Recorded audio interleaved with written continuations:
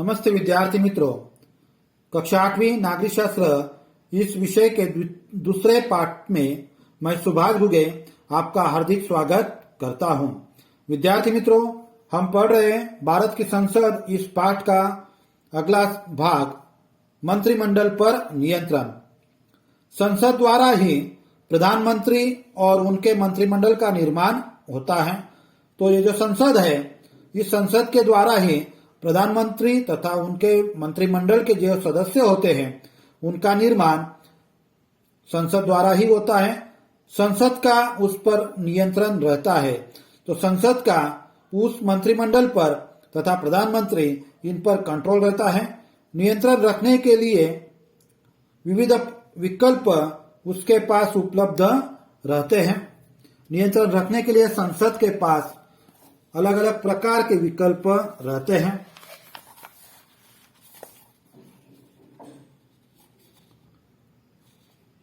संसद को उपेक्षित करके मंत्रिमंडल कार्य नहीं करेगा, यह देखने का दायित्व संसद पर होता है। तो संसद का अपमान करके, उपेक्षित यानी अपमान करके मंत्रिमंडल कई कार्य तो नहीं कर रहा है, इस बात का पूर्णतः कंट्रोल इन संसद के पास होता है। अगला कार्य है संविधान संशोधन।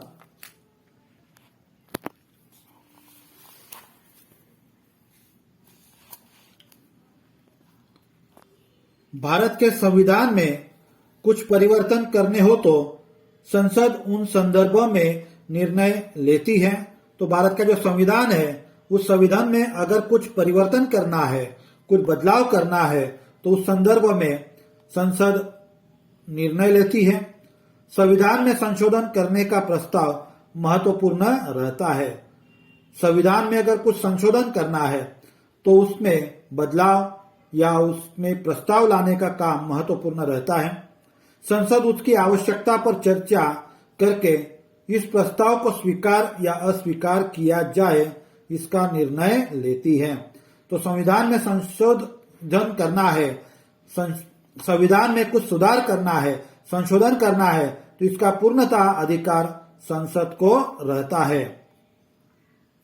भारत के संविधान में संशोधन करने की निम्न पद्धतियां हैं। अगर भारत का जो संविधान है, उस संविधान में कुछ बदल करना है, कुछ संशोधन करना है, तो उसमें कुछ निम्न पद्धतियां हैं। कौन कौन सी देखते हैं।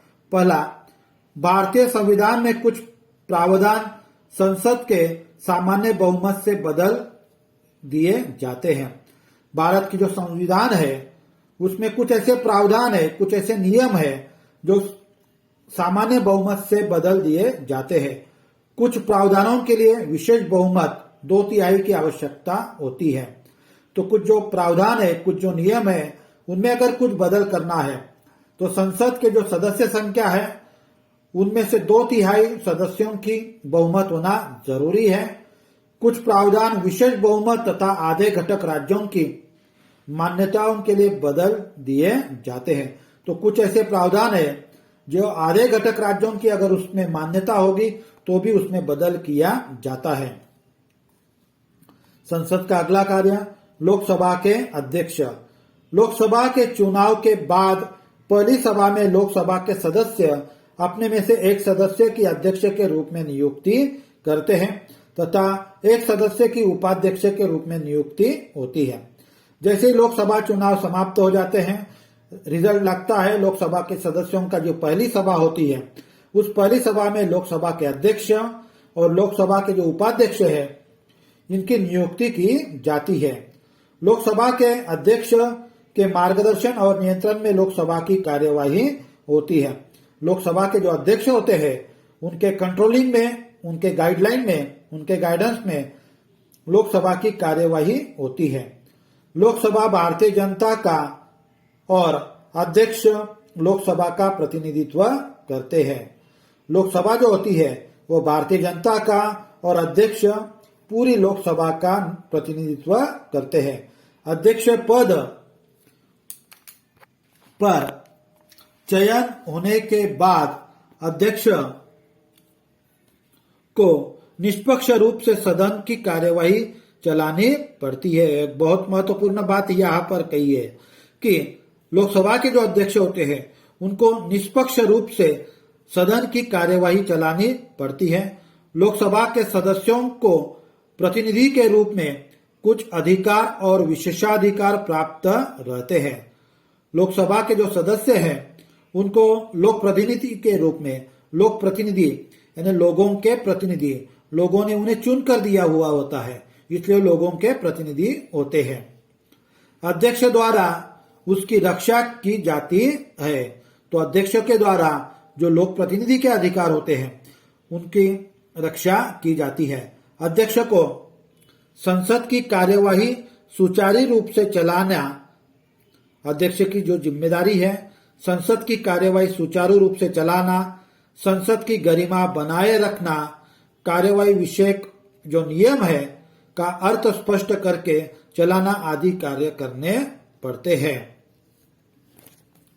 राज्यसभा के अध्यक्ष, राज्यसभा का पूरा कार्य उसके अध्यक्ष के नियंत्रण में चलता है। राज्यसभा का जो पूरा कार्य है, जो राज्यसभा के अध्यक्ष होते हैं उनके कंट्रोलिंग में चलता है। भारत के उपराष्ट्रपति राज्यसभा के पदेन अध्यक्ष होते हैं। भारत के जो उपराष्ट्रपति होते हैं वह राज्यसभा के पदसिद्ध अध्यक्ष होते हैं। राज्यसभा के अध्यक्ष को भी सदन में अनुशासन बनाए रखना, चर्चा का आयोजन करना, सदस्यों को बोलने का अवसर देना आदि कार्य करने पड़ते हैं।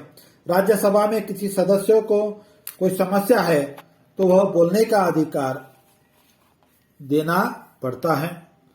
संसद कानून कैसे बनाती है? ये जो संसद है वह देश का कानून कैसे बनाती है? अपने देश में संसद को कानून बनाने का अधिकार दिया गया है। भारत के संविधान ने संसद को देश में कानून करने का अधिकार दिया है।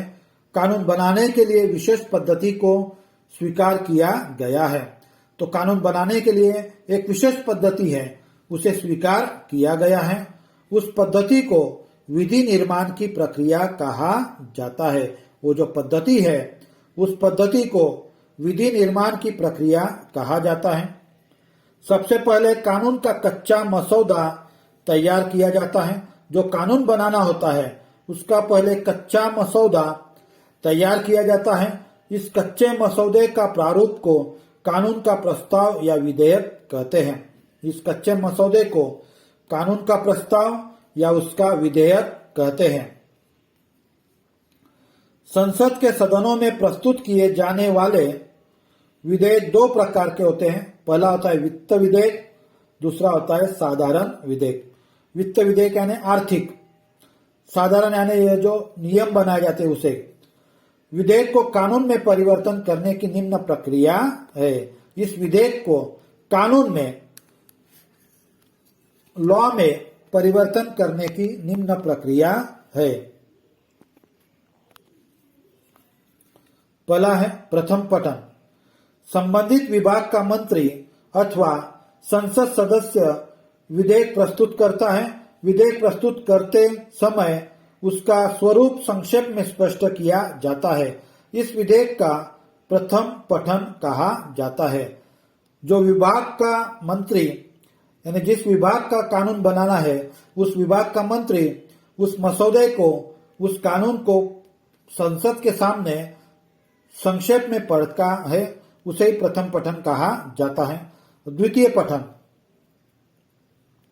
द्वितीय पठन के दो चरण होते हैं। द्वितीय पठन जो होता है उसके दो चरण होते हैं। पहले चरण में विधेयक उद्देश्यों पर चर्चा की जाती है।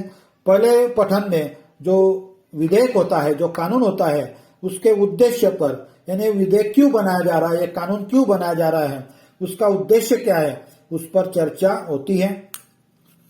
सदन के सदस्य विधेयक के बारे में अपना, फिर सदन के जो सदस्य होते हैं उस कानून के बारे में, उस विधेयक के बारे में अपना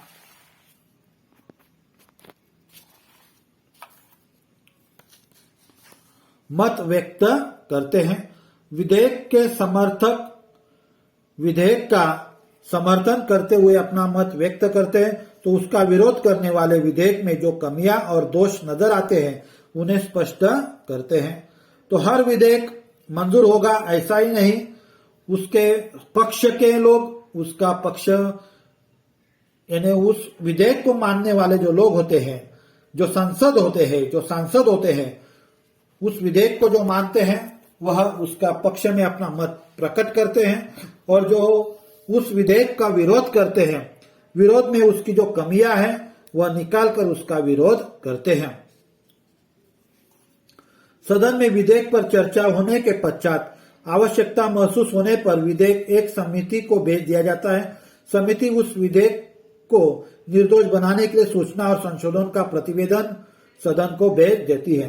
अगर सदन को ऐसा लगा कि इस विधेयक में कुछ सुधार करना है तो वह विधेयक एक समिति को भेज दिया जाता है। उसके पश्चात द्वितीय पठन के दूसरे चरण की शुरुआत होती है। इस चरण में विधेयक की धाराओं पर चर्चा होती है। सदस्य कुछ संशोधन सुझा सकते हैं। तत्पश्चात उस पर सदन में मतदान लिया जाता है। यानी उसके बाद उस सदन में उस विधेयक पर चर्चा होती है, संशोधन होता है, उसके बाद उस विधेयक के पक्ष में मतदान होता है। तृतीय पठन के समय विधेयक पर फिर से संक्षेप में चर्चा की जाती है। तृतीय पठन में उस विधेयक पर संक्षेप में चर्चा होती है। विधेयक के मंजूरी प्रस्ताव पर मतदान लिया जाता है।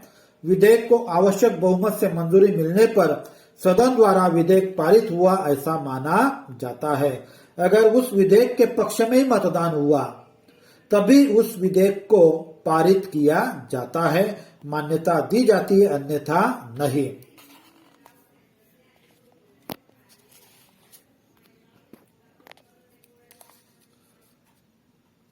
संसद के दूसरे सदन में भी विधेयक उपर्युक्त सभी प्रक्रियाओं से गुजरता है। यह लोकसभा में अगर यह विधेयक पास हो गया तो राज्यसभा में भी उसे इस प्रकार की प्रक्रियाओं से गुजरना पड़ता है। दोनों सदनों द्वारा विधेयक को मंजूरी मिलने के पश्चात उसे मंजूरी के लिए राष्ट्रपति के पास भेज दिया जाता है। लोकसभा और राज्यसभा ने अगर उस विधेयक को मंजूरी दी तो अंतिम मंजूरी के लिए उस विधेयक को राष्ट्रपति के पास भेज दिया जाता है। केंद्र में लोकसभा और राज्यसभा में विधेयक को लेकर मतभेद होने पर दोनों सदनों के संयुक्त अधिवेशन में उसका भविष्य निश्चित किया जाता है। अगर लोकसभा और राज्यसभा में वह विधेयक पास नहीं होता है तो ऐसे परिस्थिति में जब उनका अधिवेशन होता है, उस अधिवेशन में उस विधेयक का भविष्य निश्चित किया जाता है, वह विधेयक पास करना है या नहीं। राष्ट्रपति के सम्मति दर्शक हस्ताक्षर होने के बाद विधेयक का कानून में परिवर्तन होता है और कानून तैयार किया जाता है। जब तक राष्ट्रपति उस विधेयक को अपने हस्ताक्षर के द्वारा मंजूरी नहीं देते तब तक वह विधेयक कानून में तैयार होता नहीं। विद्यार्थी मित्रों, इस प्रकार आज हमने भारत की संसद यह दूसरे पाठ का अध्ययन किया है। अब इस पाठ का जो होमवर्क है पेज नंबर 74 पर जो दिया गया है, प्रश्न क्रमांक 1, प्रश्न क्रमांक 2, प्रश्न क्रमांक 3, प्रश्न क्रमांक 4 इन्हें और प्रश्न क्रमांक 5, ये सभी 5 प्रश्नों के उत्तर आपको कॉपी में लिखने हैं। मैं उम्मीद करता हूं आपको यह लेसन अच्छी तरह से समझ में आया होगा। धन्यवाद। Bye bye.